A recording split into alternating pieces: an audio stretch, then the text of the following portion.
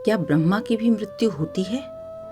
क्या जीवन के अंतिम क्षण में भगवान का नाम लेना वास्तव में मोक्ष दिला सकता है? क्यों कलयुग सबसे बुरा युग है और कितने वर्ष बचे हैं अभी कलयुग के? इन प्रश्नों का भी उत्तर मिलता है हमें गीता में, और इन्हीं उत्तरों को हम श्रृंखला की इस कड़ी में आगे जानेंगे। गीता एक संवाद जिसने मनुष्य को जीवन जीने की दिशा दी। जब मानव का विवेक डगमगाया तब समय ठहर गया और वाणी दी स्वयं भगवान ने, ताकि आने वाली पीढ़ियां समझ सके जब कर्तव्य और करुणा टकराएं तब कौन सा मार्ग चुनना चाहिए, क्योंकि युद्ध बाहर ही नहीं भीतर भी है। स्वागत है गीता फॉर लाइफ की इस श्रृंखला में, जिसमें हम उसी दिव्य संवाद को फिर सुनेंगे और समझेंगे जीवन के युद्ध में अपने ही भीतर के अर्जुन को पहचानने के लिए। नमस्कार, जय श्री कृष्ण। मैं डॉक्टर सीमा शर्मा आप सबके साथ गीता के दिव्य अमृत संदेश को ग्रहण करने के लिए उपस्थित हूँ।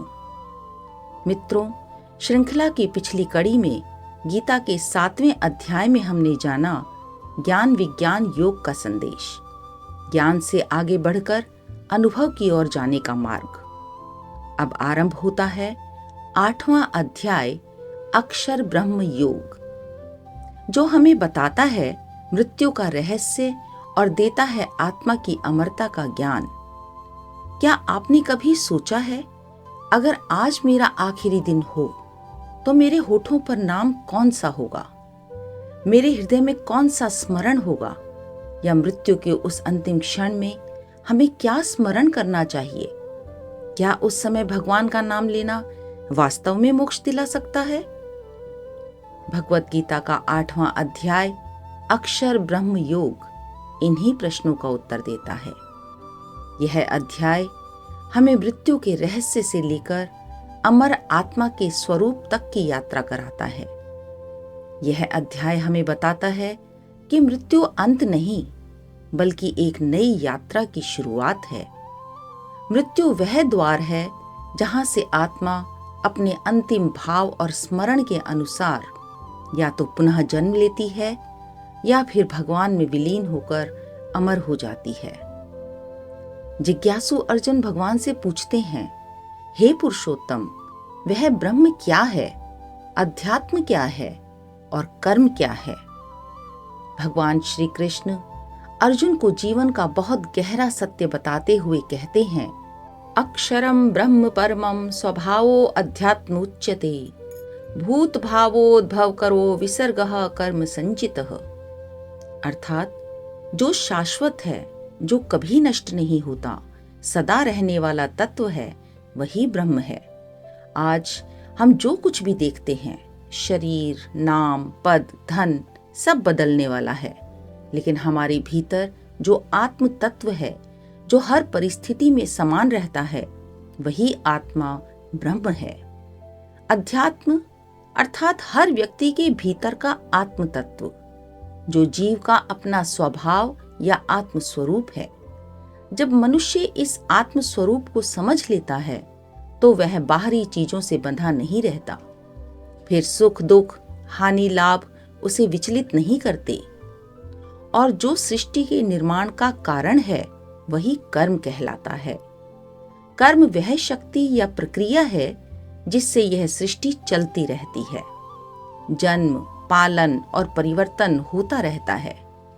हर विचार, हर भाव, हर कर्म इस जगत की रचना में भाग लेता है। इसलिए भगवान संकेत देते हैं कि अपने कर्म को पवित्र रखो, क्योंकि कर्म ही उस सृष्टि की धारा है जिसमें तुम स्वयं भी एक रचनाकार हो। आज की युवा पीढ़ी अपने जीवन उद्देश्य के प्रति अक्सर अनिश्चित सी, कंफ्यूज्ड सी रहती है। वे नहीं समझ पाते कि हमें जीवन में क्या करना है। गीता कहती है, जीवन का सबसे बड़ा उद्देश्य है अपने असली स्वभाव को पहचानो और सही कर्म करो, क्योंकि कर्म ही जीवन की दिशा तय करता है। फिर अर्जुन पूछते हैं, हे मधुसूदन, मृत्यु के समय मनुष्य आपको कैसे प्राप्त करता है? भगवान कहते हैं, अंत काले च मामेव स्मरणमुक्त्वा कलेवरम यह प्रयाति समद्भावम याति नास्त्यत्र संशयः। जो मनुष्य मृत्यु के समय केवल मेरा स्मरण करता है वह मेरे स्वरूप को प्राप्त करता है, इसमें कोई संदेह नहीं। दोस्तों, आज की जिंदगी तेज रफ्तार वाली है। नौकरी, स्टडीज, रिलेशनशिप, सोशल मीडिया।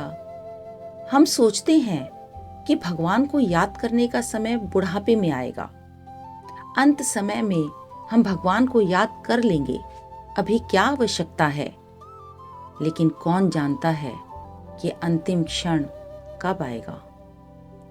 और सर्वविदित है कि अधिकांशतः मृत्यु के समय शरीर के सारे कार्य रुक जाते हैं और मन सही दशा में नहीं रहता।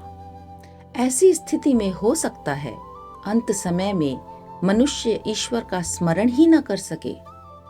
इसलिए जरूरी है कि हम अभी से अपने मन को अच्छे विचारों, कर्मों और ईश्वर स्मरण से भरें। भगवान श्री कृष्ण समझाते हैं, मनुष्य मृत्यु के समय जिस भाव से युक्त होता है वही उसे प्राप्त होता है। अर्थात यदि मृत्यु के क्षण में हम भगवान को याद करेंगे तो हमें भगवान ही मिलेंगे। यदि धन, मोह या परिवार हमारे ध्यान में होगा तो उन्हीं बंधनों में हम फिर लौट आएंगे। इसलिए जीवन का हर क्षण तैयारी है उस अंतिम क्षण के लिए।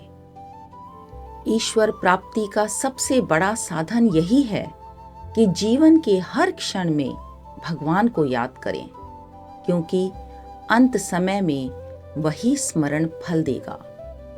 कल्पना कीजिए, अंतिम क्षण में यदि हमारी आंखों के सामने भगवान का स्वरूप हो तो मृत्यु भी हमें डराएगी नहीं, बल्कि मुक्ति का उत्सव बन जाएगी।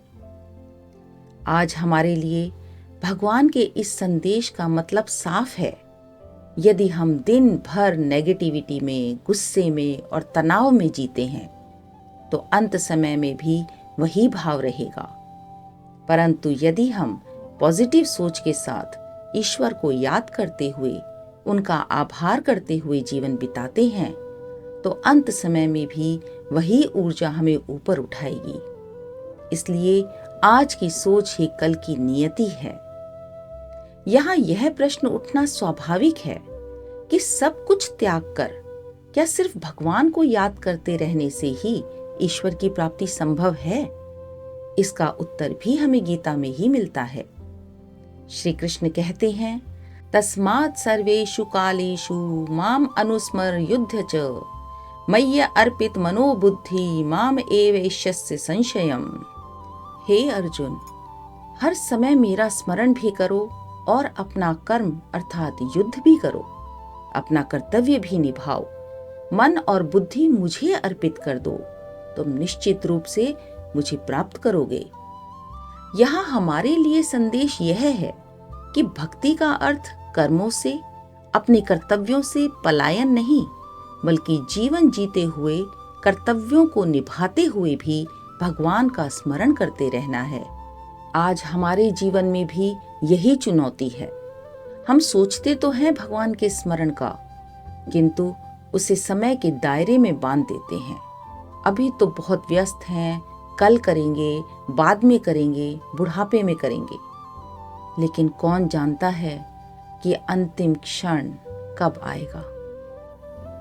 इसलिए यदि परमात्मा में लीन होना है, बार बार जन्म मरण के चक्र से मुक्त होना है, तो ऑफिस हो या घर, मित्र हो या परिवार, हमें अपने कर्म करते हुए भी भगवान का स्मरण करते रहना होगा। आज बहुत से युवा सोचते हैं कि अगर भगवान की भक्ति करनी है तो पढ़ाई, नौकरी सब छोड़ना पड़ेगा।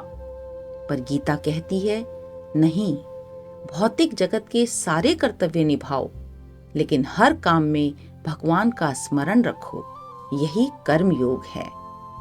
आगे भगवान मृत्यु के बाद परमात्मा को प्राप्त कैसे करें उसके बारे में बताते हुए कहते हैं, अंत काल में मृत्यु के क्षण में मन यदि ईश्वर को याद करे, उनमें ध्यान लगा ले तो आत्मा सीधा उन्हीं में विलीन हो जाती है। युवाओं के लिए इसका संदेश यही है कि ध्यान और एकाग्रता केवल पढ़ाई या करियर के लिए ही नहीं, बल्कि सही जीवन दिशा पाने के लिए भी जरूरी है। जब मन हर समय भटका रहता है तो हम सही गलत में फर्क नहीं कर पाते। लेकिन अगर हम रोज कुछ समय अपने मन को शांत करना सीख लें, ईश्वर में ध्यान लगाना सीख लें, तो विचार साफ होते हैं, फैसले बेहतर होते हैं और जीवन की दिशा स्पष्ट होने लगती है। ध्यान कोई कठिन साधना नहीं, बल्कि खुद से जुड़ने का सरल उपाय है। थोड़ी सी मानसिक शांति जीवन में बहुत बड़ी क्लैरिटी ले आती है। आज हमें मृत्यु से भय लगता है, लेकिन गीता कहती है, अगर जीवन को सही ढंग से जियो तो मृत्यु भी उत्सव बन जाती है। सोचिए, जहां लोग मृत्यु को अंत मानते हैं, वहीं साधक के लिए मृत्यु भगवान से मिलने का उत्सव है, ईश्वर में लीन होने का अवसर है। भगवान कहते हैं, अनन्य चेताः सततम यो माम स्मरति नित्यशः तस्याहम सुलभ पार्थ नित्ययुक्तस्य योगिनः। हे पार्थ, जो योगी मनुष्य निरंतर अनन्य भाव से मेरा स्मरण करता है, मैं उसके लिए सुलभ हो जाता हूँ। संदेश स्पष्ट है, भगवान तक पहुंचना कठिन नहीं है, बस शर्त यह है कि हमारी भावना सच्ची हो, हमारा स्मरण सच्चा हो। भगवान कहते हैं, मामोपेत्य पुनर्जन दुखालयाम शाश्वतम नाप्नुवन्ति महात्मानः संसिद्धिम परमाम गता। हे कुंती पुत्र, परम सिद्धि को प्राप्त महात्मा जन मुझे प्राप्त होकर पुनर्जन्म नहीं लेते, क्योंकि मैं कालातीत हूँ, समय से बंधा हुआ नहीं हूँ, शाश्वत हूँ, और ये सब ब्रह्म आदि लोक समय से बंधे होने के कारण अनित्य हैं, नष्ट होने वाले हैं। ब्रह्मा की आयु का तथा जगत की उत्पत्ति और प्रलय का उल्लेख करते हुए भगवान कहते हैं, सहस्र युग पर्यंत महर यद ब्रह्मणो विदुः रात्रिम युग सहस्त्रांताम ते अहोरात्र विदो जना। मानवीय गणना के अनुसार भौतिक ब्रह्मांड अर्थात यूनिवर्स की अवधि सीमित है। यह कल्पों के चक्र रूप में प्रकट होती है। कल्प ब्रह्मा का एक दिन है, जिसमें सतयुग, त्रेता युग, द्वापर युग तथा कलयुग, इन चारों युगों के 1000 चक्र पूरे होते हैं। सतयुग में सदाचार, ज्ञान तथा धर्म का बोलबाला रहता है। यह युग 17,28,000 वर्षों तक चलता है। त्रेता युग में अज्ञान तथा पापों का प्रारंभ होता है। यह युग 12,96,000 वर्षों तक चलता है। द्वापर युग में सदाचार तथा धर्म का ह्रास अर्थात कमी होती है और पाप बढ़ते हैं। यह युग 8,64,000 वर्षों तक चलता है। अंत में कलयुग आता है, जिसमें कलह, अज्ञान, अधर्म और पाप का बोलबाला रहता है। यह युग 4,32,000 वर्षों तक चलता है।